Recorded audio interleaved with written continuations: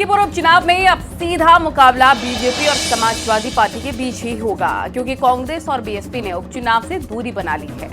कांग्रेस ने ऐलान किया है कि वो मिल्कीपुर का उपचुनाव नहीं लड़ेगी। दिल्ली में अखिलेश ने आपको समर्थन देने का ऐलान किया है।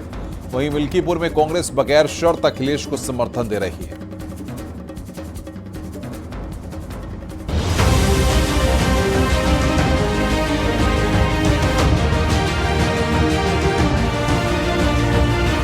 मिल्कीपुर सीट पर उपचुनाव की तारीख का ऐलान हो चुका है। वहीं कांग्रेस ने भी बड़ा ऐलान किया।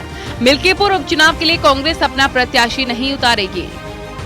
उत्तर प्रदेश के मिल्कीपुर सीट पर उपचुनाव की तारीखों का ऐलान होने के बाद ही कांग्रेस ने उपचुनाव से दूरी बना ली है। कांग्रेस ने ऐलान कर दिया है कि वो बाकी 9 यूपी के उपचुनाव की ही तरह इस बार भी मैदान में नहीं उतरेगी।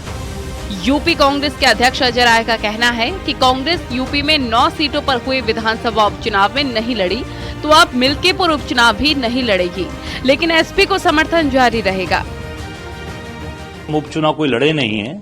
हमने 9 चुनाव नहीं लड़ा, अब 10वां भी चुनाव जो हो रहा है वो भी नहीं लड़ेंगे। हम अपनी संगठन सृजन का काम कर रहे हैं और 2027 की तैयारी कर रहे हैं। कि हम नहीं लड़ रहे हैं तो स्वाभाविक है कि हम निश्चित तौर से जो लड़ेगा उसका सहयोग करेंगे।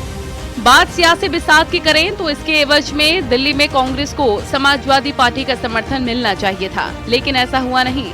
अखिलेश यादव ने दिल्ली विधानसभा चुनाव में आम आदमी पार्टी को समर्थन देने का ऐलान किया है। नवंबर में हुए 9 विधानसभा सीटों के उपचुनाव में एसपी के खाते में सिर्फ 2 सीटें आई थी। मिल्कीपुर से सटी कटेरी सीट पर उसे हार का सामना करना पड़ा था। हालांकि समाजवादी पार्टी मिल्कीपुर से बड़ी जीत का दावा कर रही है।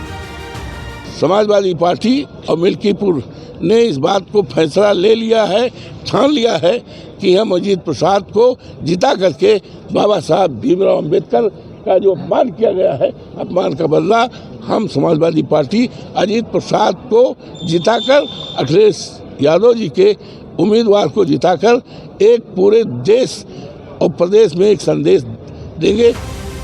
केंद्रीय मंत्री गिरिराज सिंह ने मिल्कीपुर उपचुनाव पर कांग्रेस और एसपी दोनों पर तंज कसा। उनका कहना है कि कांग्रेस ने एसपी के आगे घुटने टेक दिए हैं। क्या विकास में कमी आ गई थी? इसके कारण बताना चाहिए विपक्ष को।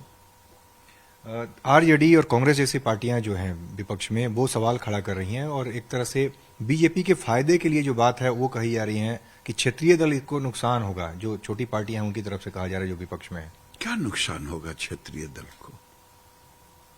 क्षेत्रीय दल अपना नुकसान देखेगा। वहीं बीएसपी ने भी मिल्कीपुर उपचुनाव के लिए अपना प्रत्याशी उतारने से मना कर दिया है। यूपी में हुए उपचुनावों में बीएसपी को मिली करारी हार के बाद मायावती ने हार से सबक लेते हुए उपचुनाव नहीं लड़ने का ऐलान किया था और वो अपने उसी फैसले पर कायम रहेंगी। बहुत उत्साह के साथ उपचुनाव में भाग लेने वाली बहुजन समाज पार्टी के लिए 9 सीटों पर होने वाले उपचुनाव फायदेमंद साबित नहीं हुए। एक तरफ जहां लोकसभा चुनाव और विधानसभा चुनाव में बहुजन समाज पार्टी का प्रदर्शन बेहद खराब रहा, उसी तरह उपचुनाव में भी उनको उम्मीद से बहुत ज़्यादा खराब रिजल्ट देखने को मिला। ऐसे में बहुजन समाज पार्टी ने फैसला किया है कि मिल्कीपुर उपचुनाव में वो नहीं उतरेगी। 9 विधानसभा सीटों पर हुए उपचुनावों में बीएसपी ने काफी खराब प्रदर्शन किया था। कुंदरकी और मीरापुर में उसके उम्मीदवार जमानत तक नहीं बचा सके थे। वहीं कटेहरी और मजवा में ही उसके उम्मीदवार करीब 18% वोट ही हासिल कर सके थे।